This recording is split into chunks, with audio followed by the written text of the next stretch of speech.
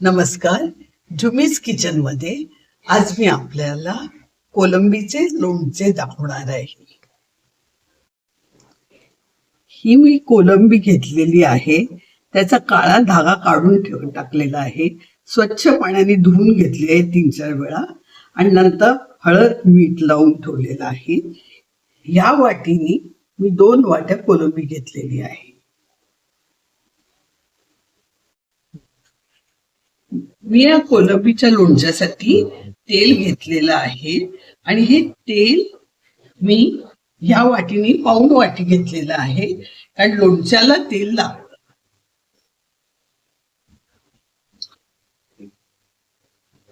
हे बघा, मी अर्धा चमचा हिंग घेतलेला आहे.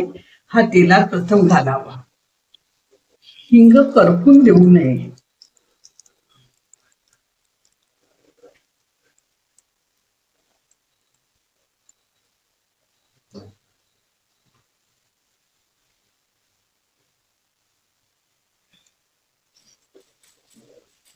आता लगेचच ह्याच्यामध्ये कोलंबी घालून घ्यावी.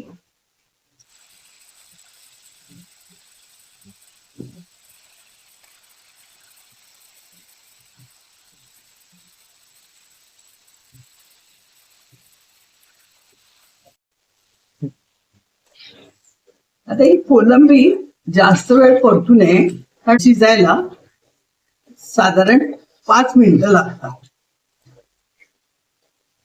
आणि जास्त प्रमाणात जर शिजवली गेली तर ती अशी वातड लागते.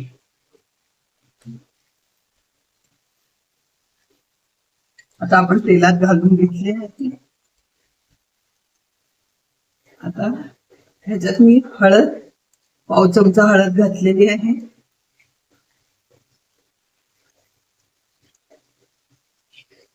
हा 1 चमचा काश्मीरी मिरची पूड घातलेली आहे.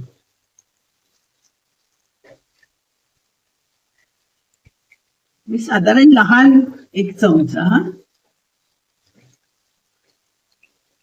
आणि हा 2 चमचे लोणच्याचा मसाला मी नंतर घालून घेते.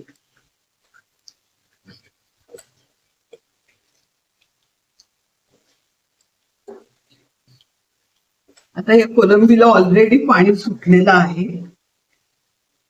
आता आपण थोडं पाणी शिजण्याकरता घालून घेऊया.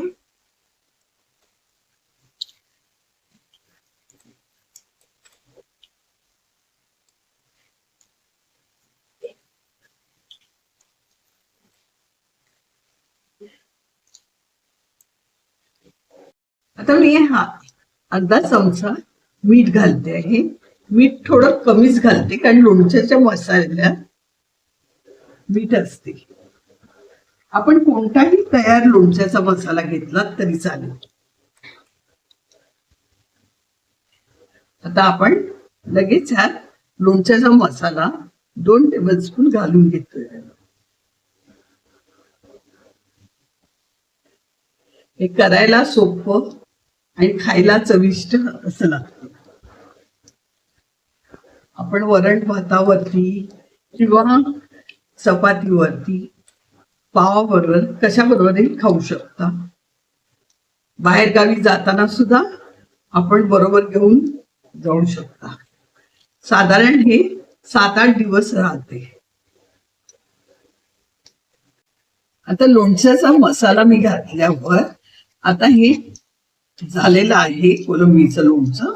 तर मी गॅस बंद करते आणि थंड झाल्यावर मग त्यात आपण लिंबाचा रस घालायचा. हा 1 लिंबाचा रस आहे. आपण आपल्या आवडीनुसार 1-1.5 वाढवू शकता. त्याचप्रमाणे तिखट आपल्या आवडीनुसार घ्या. जरा थंड झालं की मग आपण लिंबाचा रस घालूया. तुम्हाला माझा व्हिडिओ आवडला असेल तर मला सबस्क्राईब करा, बेल आयकॉनचं बटन क्लिक करा, म्हणजे माझे पुढील व्हिडिओ आपल्याला बघता येतील. कोलंबीचं लोणचं तयार झालेलं आहे, थंड झालेलं आहे. आता मी यात 1 लिंबाचा रस घालून घेते. आपण आपल्या आवडीनुसार कमी जास्त करू शकता. आता मी हे प्लेटिंग करून घेते. आता हे आपलं कोलंबीचं लोणचं तयार झालं आहे. धन्यवाद.